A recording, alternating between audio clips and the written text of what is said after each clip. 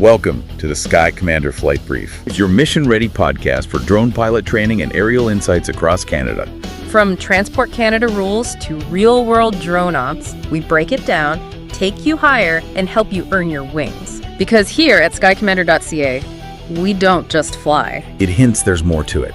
It's a masterclass, a deeper level, maybe a philosophy or a community focus, perhaps. It's definitely intriguing, sets them apart from just, a basic tips show. Skycommander.ca is the obvious next step. Precisely. If you're thinking about flying a drone in Canada, boom, this content is aimed right at you. Powered by skycommander.ca. The elite podcast for Canada's drone pilot. Okay, let's get started. Today is Monday, February 2nd, 2026. And if you're looking at the calendar, you might be realizing that we are already well into the new year. It feels like it, yeah. Time flies. It really does. But today we're going to take a moment to look at something that I think has been a long time coming for the drone industry. It really has. It feels like we've sort of crossed a threshold. A major one. We are looking at the state of things right now, here in early 2026. And the reality is the industry has matured. We aren't just talking about flying cameras anymore. Oh, not at all. We aren't talking about, can you get the drone in the air? Or look how stable this video is. Yeah. We are talking about deep structural integration into professional workflows. Exactly. I mean, if you look back even just 3 or 4 years ago, say around 2022, maybe 2023, the whole conversation was just dominated by hardware. Oh, absolutely. What was the new sensor? Right. It was all about sensors, airframes, megapixels, battery life. It was so hardware-centric. Look at my new toy. Look at my new zoom lens. The unboxing videos. The unboxing videos, exactly. But today, if you are still trying to sell flight time or just cinematic skills, you're probably finding the market is incredibly crowded. And, frankly, a bit of a race to the bottom. It is the definition of a race to the bottom. The cool factor of just owning a drone has completely, totally evaporated. Right. I feel like everyone has a nephew with a drone now. Precisely. And that nephew is probably charging $50 to fly it around the backyard. So the novelty is gone. Wow, you have a flying robot phase. It's over. So the core problem we are tackling today is this. Most pilots, even the ones who want to be professionals, are still selling the activity. They're selling the flying. When the client does not care about the flying. They don't care at all. Not one bit. This was a huge aha moment in the research stack we went through for this deep dive. The client doesn't care about the drone. They don't care if it's a quadcopter or a fixed wing. They don't care if you have the latest controller with the brightest screen. No, they care about making a decision. They want something easier, safer, faster, or cheaper. And that, right there, brings us to the mission of this deep dive. It does. We are talking about the signature mission profile. The signature mission profile. Yeah, it sounds a bit formal, a bit, corporate. A little bit. But it is the bridge. It is how you cross over from being a pilot who gets shots into a trusted operator who runs a system. And that word system is so important. Oh, it's everything. We're going to come back to that word a lot today. I love that distinction you just made. Pilot versus operator. It sounds subtle, but when you dig into these sources, and we have a whole stack today, right? We've got frameworks on deliverables as decisions, guides on building SOPs. And then there's the regulatory stuff, the post-November 2025 updates for Canada, and of course, Part 107 in the US. Right. And when you put it all together, it's a massive mindset shift. It is. It's about productizing a service. That is the key theme that just runs through everything. Productizing a service. Unpack that a little. You are taking a service, which can be messy and unpredictable. Weather is unpredictable, tech can be unpredictable, and you are turning it into a product. And a product is? A product is boring. It's reliable. It's trusted. You know what you're getting every single time. And we like boring. In this context, we love boring. Boring is predictable. Boring pays the mortgage. Right. Excitement usually means something went wrong. Exactly. We had an exciting flight is not something you ever want to tell a client. So let's unpack this. Let's start at the foundation, what the sources call the mindset shift. And this is the idea that deliverables are decisions. This is the bedrock. If you don't get this part right, none of the checklists or the fancy gear, the SOPs matter at all. Okay. The core principle is that the drone mission is not the product. The flight itself is not the product. The deliverable package is the files you hand over, the report you generate, the data you process. That is the product. Because that is what they are actually paying for. That is 100% what they are paying for. They aren't paying for you to freeze your hands off in a field in February. Which we've all done. Oh, yeah. They are paying for the file that lands in their inbox that lets them do their job better. And there is a mental model here that the sources point to that is incredibly powerful. Decision, evidence, action. Decision, evidence, action. Okay, break that down for us. So before you even think about packing the truck, before you even check the weather, you have to ask yourself one question. What specific decision is the client trying to make? That's the decision. Okay, give us a concrete example. Okay, let's say you're inspecting a cell tower. A rookie pilot thinks the mission is get photos of the tower. Right. My job is to document the asset. Right. But the operator knows the client's decision isn't what does the tower look like. The real decision is, do we need to spend $5,000 to send a climbing crew up there to fix that one loose bracket? That's a much more specific, high-stakes question.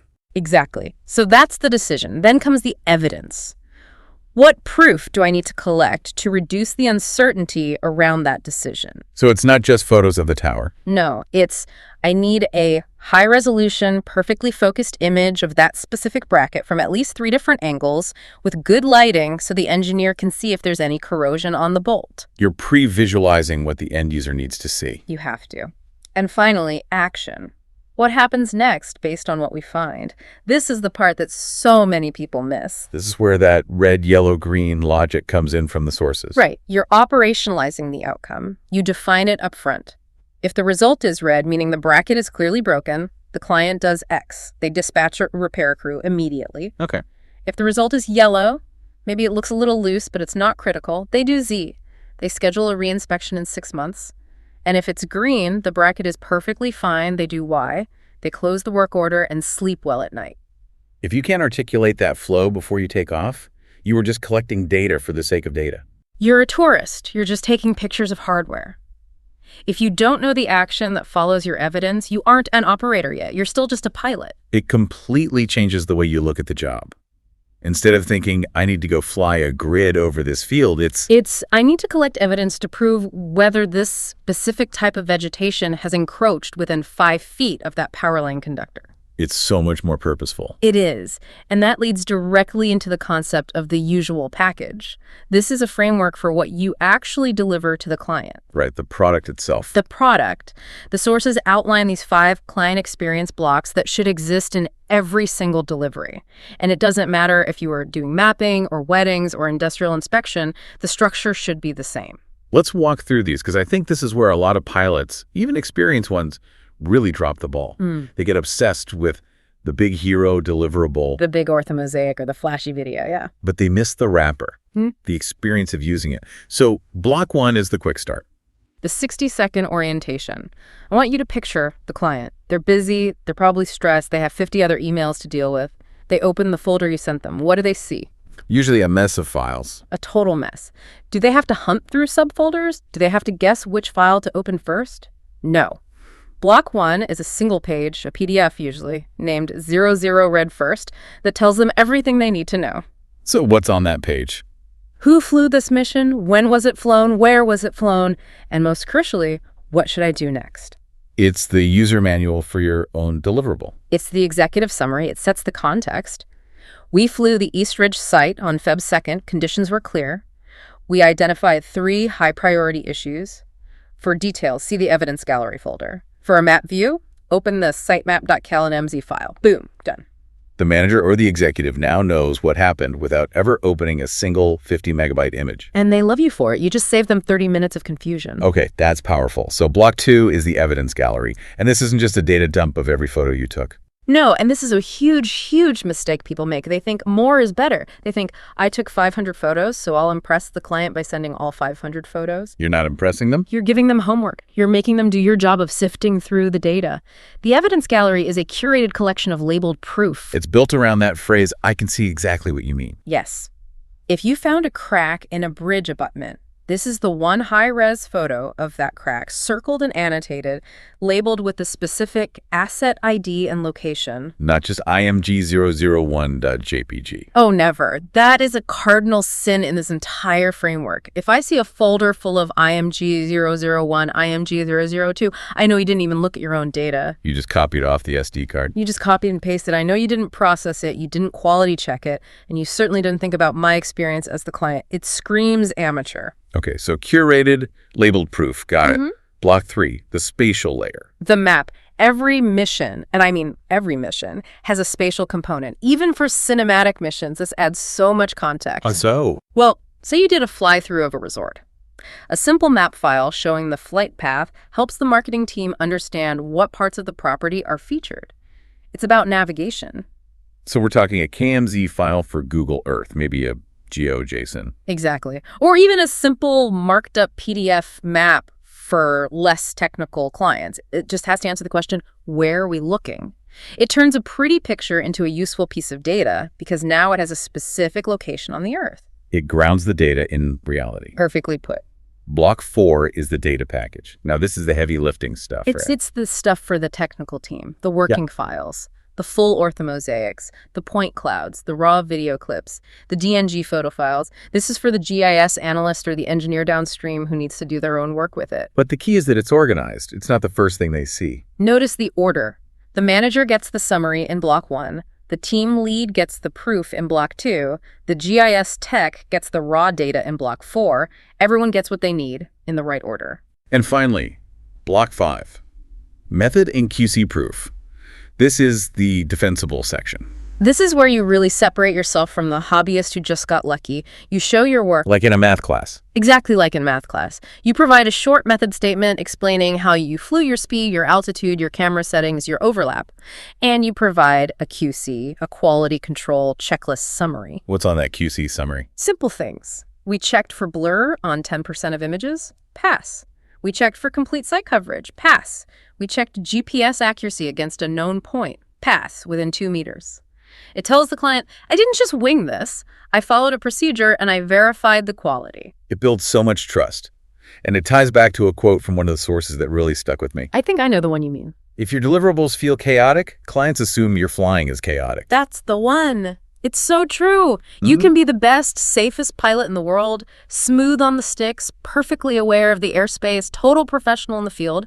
But if you hand over a messy, disorganized folder with random file names... They don't see the professional pilot. No. The client subconsciously thinks you are risky. Their brain makes the leap. If this person can't even organize a simple folder, how on earth did they manage the complex risks of an aviation operation? That's a powerful connection to make.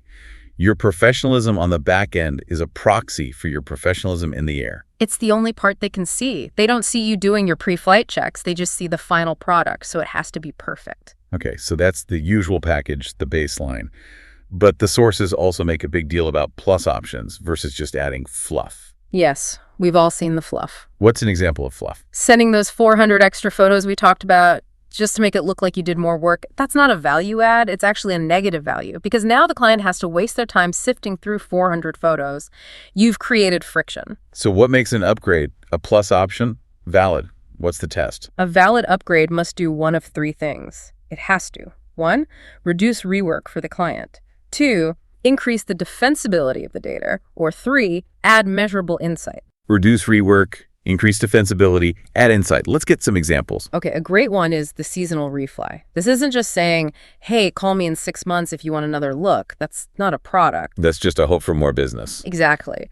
A productized refly is a defined program. You say, for an additional fee, we will fly this exact same automated flight path with the exact same camera angles and settings in 6 months to scientifically track changes. So that reduces rework because the planning is already done. And it adds massive insight because now you have true change detection. You can put the 2 images side by side or even digitally subtract one from the other and see exactly what shifted, what grew, what eroded.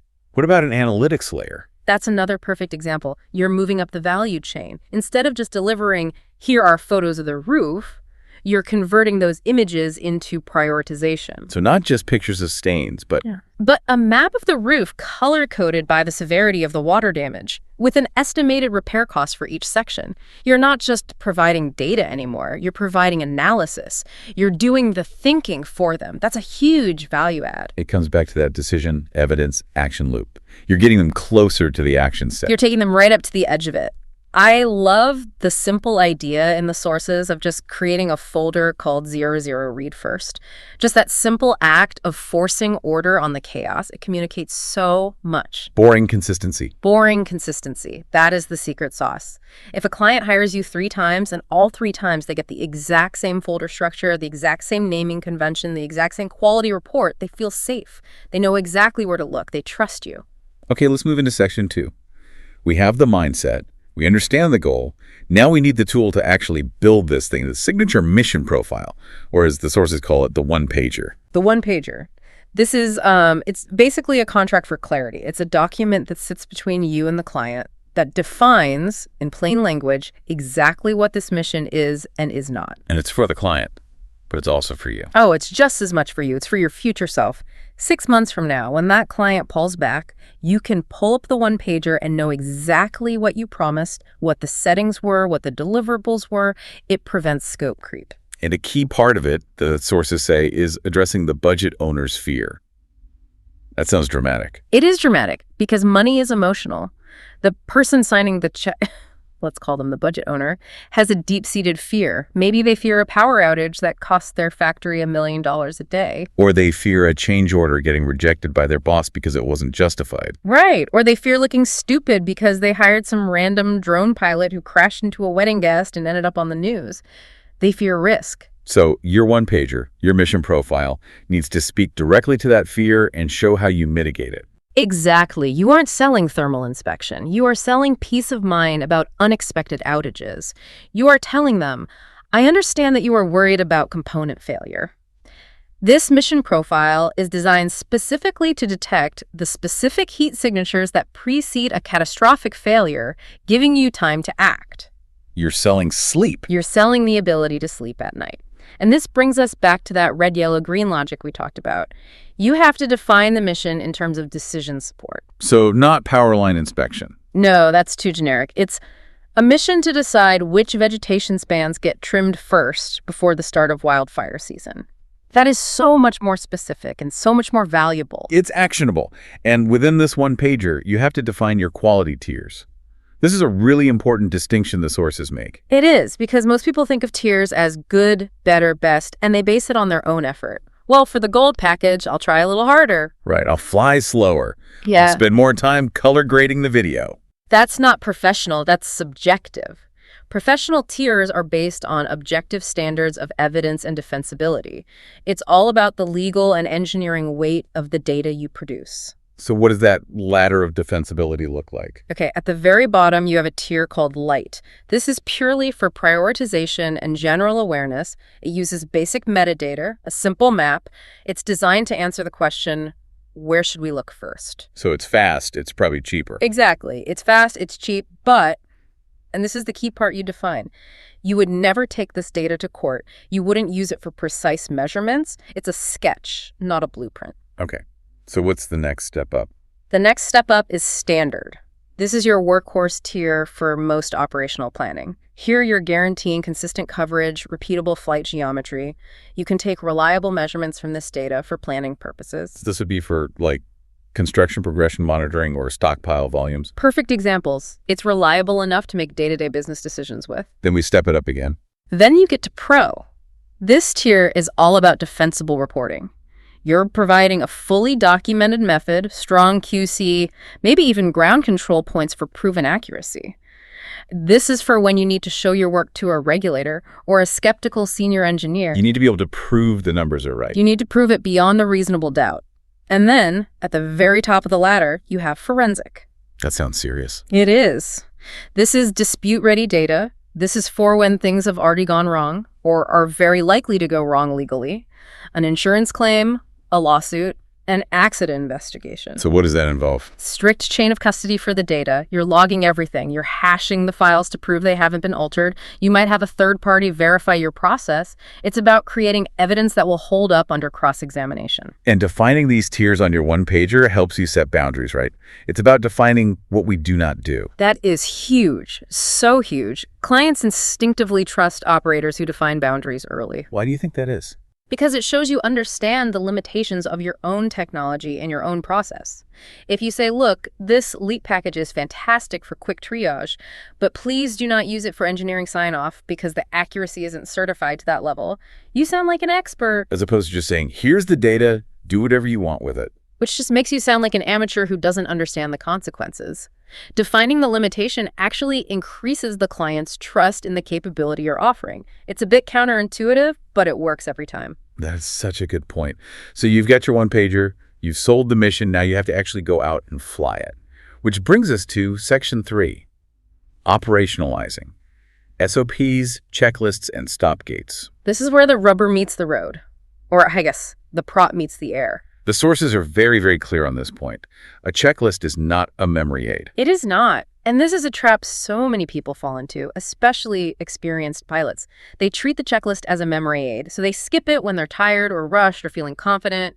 Oh, I've done this 1,000 times, I know, to take the lens cap off. But we've all seen the footage or heard the stories of the person who flew for an hour with the lens cap on. Or with the camera set to JPG instead of RAW. Or the focus was just slightly off for the entire flight. A checklist is not for your best day. It's a decision tool for your worst day. Explain that. Decision tool for your worst day. On your best day, when you're well rested and everything is going perfectly, you probably don't need it. But on your worst day, when it's 5 degrees colder than you expected, the client is standing over your shoulder asking questions and your tablet is lagging. That is when the checklist saves you. It takes the thinking out of it. You just execute the steps. I like the rule of checklists that one of the guides laid out. They must be action verbs, they must be checkable in under 10 seconds, and they must include stop gates. The stop gates. This is the calm superpower of a professional operator. A stop gate is a hard line in the sand.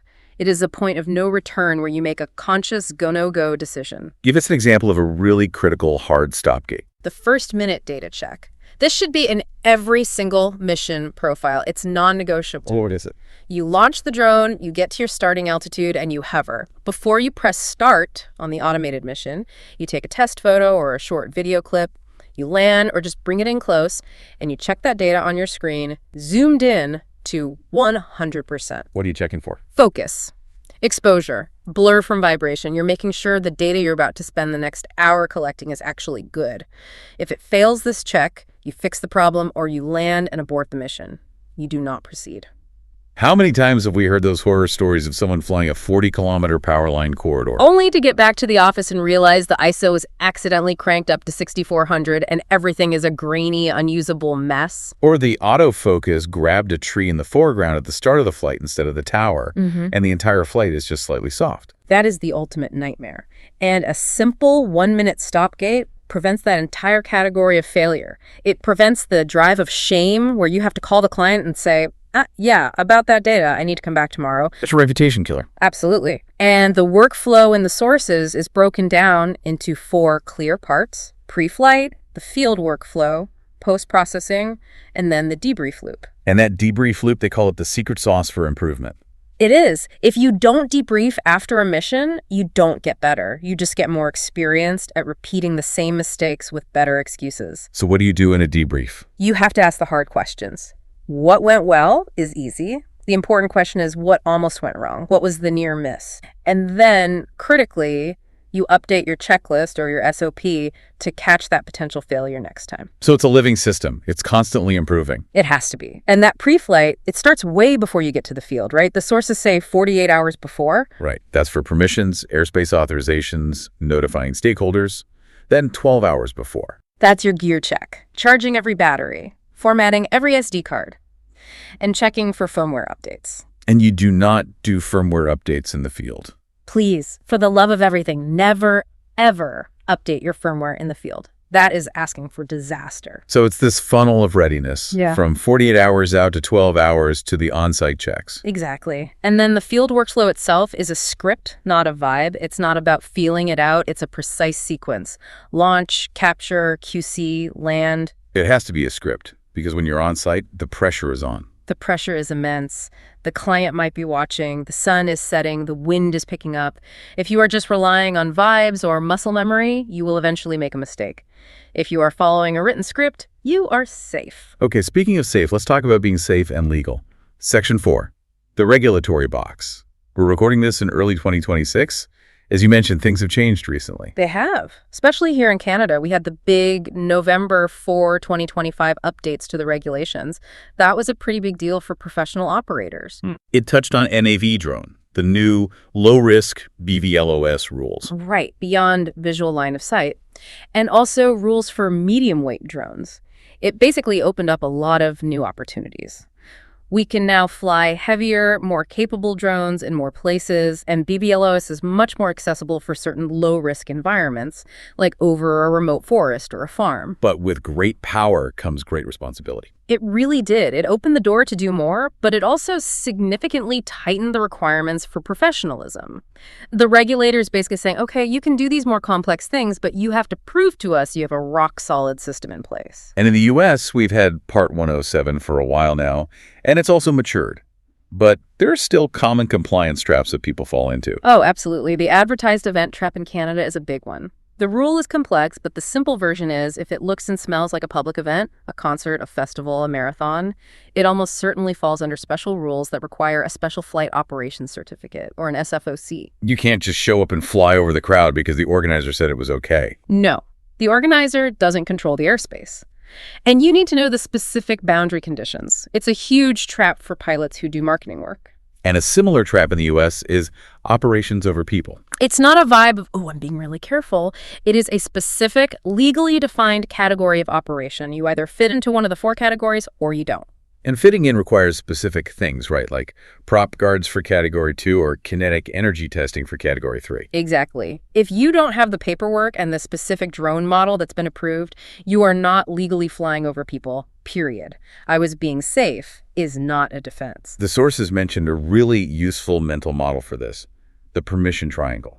Airspace, people, and time. I love this model. It simplifies everything. Before any mission, you look at those 3 corners. Is the airspace hard? Meaning, is it controlled, restricted, complex? Are the people hard? Meaning, are there crowds, unwilling participants, sensitive sites? Is the time hard? Is it night? Is it bad weather? And if any one of those corners of the triangle is hard, you have to redesign the mission geometry or you have to decline the mission. You don't try to force it. this brings up a critical skill, the client script. How to say no in a professional way that actually builds trust. This is a make-or-break skill for an operator. The client says, hey, can you just fly over that crowd and get that one shot? It'll be awesome. The amateur says, I don't think that's legal. Right, which sounds weak and unconfident. The professional has a script. The professional says, that's a great creative idea. To get that same energy while protecting your brand safety, what we can do is fly from the edge of the area with a longer lens. It will give us a compressed, dynamic look without introducing any risk. Protecting your brand safety. That is brilliant. You're not talking about your legal problem. You're talking about their business problem. Exactly. You're making compliance a direct benefit to them because the last thing their brand wants is a headline about a drone incident at their event. It turns a no into a yes, and here's a better, smarter way to do it. That's what I'm calling the compliance redirect. You're solving a legal problem with geometry and creative thinking, rather than with paperwork and waivers. Most of the time, that's the answer. You don't need a complex waiver. You just need a longer lens and a different takeoff spot. And remember, the client wants it is never, ever a legal defense if something goes wrong. Let's move on to Section 5, which is all about how you present this professionalism. Naming, branding, and professionalism. We talked about boring being a good thing earlier, and the sources say your file naming should be boring and predictable. Consistency scales. If every file and every folder is named differently for every project, you can't build an efficient system. You're just creating chaos. You need a schema. The one they suggest is YYMYMMDD client-site mission code. It almost reads like a sentence. It does, and more importantly, it's machine-readable and human-readable, and it sorts perfectly. 236002002 Acme Power 12 thermal scan findings VA01.pdf. You know exactly what that is without even opening it. And in your file browser, it automatically groups all files from that date together, all files from that client together. It's self-organizing. It's simple, but it's genius. And this idea of structured branding extends to how you brand your entire portfolio of services. The sources talk about the 3 rings model. This is for the operators who are worried about being too niche, right? I don't want to turn down work. Exactly. So ring 1, the very center, is your signature mission. This is your default product. This is what you are known for. I'm the regional expert in utility vegetation management. You plant your flag in the ground with that one thing. Okay, that's your core. That's your core. Ring 2 is your adjacent missions. These are close cousins to your signature. They use the same skills, the same gear, the same safety systems, just a slightly different output. So if you do vegetation management. Maybe you can also do post-storm damage assessment for the same utility client. It's a natural extension. And ring 3, the outer ring. Custom missions. This is everything else. But you don't treat it like a random request. You price these higher and you scope them very, very carefully. And you explicitly say, I specialize in X, but I can apply my rigorous safety and QC system to your custom project Y. This whole model is designed to prevent the generalist menu problem. Ah, the generous menu. I do weddings, real estate, mapping, thermal, FPV, and search and rescue. Which just tells the sophisticated client, I am a jack of all trades and a master of none. It makes you look desperate. You want to position yourself as, I specialize in this one thing, and I run all my other missions through that same expert-level safety system. And the sources provide a great little formula for this, the 4-part message stack for your public positioning. This is perfect for your website's homepage or your elevator pitch. It goes, 1, specialty statement. 2, problem statement. 3, typical mission story. 4, package statement. Okay, let's try to improv one right now using that formula. Let's stick with the utility example. Go for it. Okay, specialty statement. I specialize in thermal inspection for electrical substations. Problem statement. The problem is that failing components are often invisible to the naked eye until it's too late, causing dangerous and costly outages. Good. Keep going. Typical mission story. A typical mission involves us flying a systematic grid over your substation during peak load, identifying thermal anomalies that indicate imminent failure. And finally, package statement. The package you receive isn't just photos, it's a prioritized report that shows you exactly which components are red, yellow, or green, so you can act before they fail. Boom. Sold. Now compare that to the guy who just says, I have a drone with a thermal camera, what do you need? It's a totally different league. It's not even the same sport. It's not. One is a professional consultant, the other is a guy with a tool. Now, let's talk about scaling. Section 6. You've got your signature mission, it's working, you're getting clients. How do you grow without creating chaos? The central rule from the sources is core versus modules. You do not add random new services. You clone the factory line. So you define your core, which is like the engine of your business. That's your intake process, your safety management system, your field rhythm, your delivery structure. That part never, ever changes. That is your operating system. It's the chassis of the car. It is the non-negotiable foundation of everything you do. Then you have modules, which are like the tires or the suspension. You can swap them out based on the terrain of a specific mission. So give us some examples of these modules. There's the environment module. Are you operating in a dense urban environment or a remote rural one? The safety considerations are totally different. There's an urgency module. Is this a routine, scheduled mission, or a rapid response emergency? And the obvious one, the sensor module. Right. Are you using a standard RGB camera, a thermal sensor, LiDAR? That's a module you can swap in and out. The key is that the core safety process remains identical regardless of the sensor. So let's play this out. If I have a signature mission called standard stockpile volume, and I want to create a light version of it, you are changing one module. You're changing the evidence tier module. You're going from, say, standard tier down to light. The decision you're supporting is the same, how much volume is in the pile, but the evidence has lower accuracy and therefore a faster turnaround. But the core, the safety checks, the file naming, the delivery structure stays exactly the same. Okay, what about a completely new service like flood response? Now you're changing two modules. You're swapping in the remote environment module and the rapid response urgency module. Your focus shifts from perfect measurement to safe, actionable intelligence right now. You might be flying in less than ideal weather, so your safety margins in the core system have to account for that. And something like a luxury resort marketing shoot. You're changing the stakeholder module. This is a big one. The focus shifts from pure data to brand safety and the guest experience. You might have to wear a different uniform. You probably use quieter drones. You definitely don't fly during sunrise yoga. But the checklist is still the checklist. And the sources give a really important rule for scaling with this model. Yes. Change no more than 2 modules at a time. Why is that? Because if you change 3 or 4 things at once, a new sensor in a new environment for a new type of client, you're basically inventing a whole new business from scratch. All your assumptions are invalid. But if you only change 1 or 2 modules, you are just adapting your proven system. It keeps the operations stable and predictable. That's a really smart, disciplined way to grow. It prevents you from chasing every shiny object. It's the only way to scale without chaos. So, we're coming near the end. Yeah. Section 7. This is for the listener who is thinking, okay, I'm sold on this idea, but how do I choose my lane? This is the audit. Right. How do you pick that signature mission to build everything around? You have to be systematic about it. The sources suggest a simple scoring system. So you list out potential lanes, utilities, public safety, real estate, mapping, media, and you rate each one on a scale of 1 to 5. Exactly. And you rate them across a few key categories. The first is background advantage. Do you have some prior experience or connections in this industry? Next is risk fit. Does the risk profile of this work match your personal tolerance? Then there's local demand, repeatability, and finally, excitement. And that last one is important. You have to be at least a little excited about it. But there is a crucial, non-negotiable rule in this scoring system. Let me guess. It's about repeatability. You got it. You must score a 4 or a 5 on repeatability. If the mission isn't repeatable, it cannot be a signature mission. It's just a one-off project. Repeatability is the whole ballgame. It is the entire foundation of this productized approach.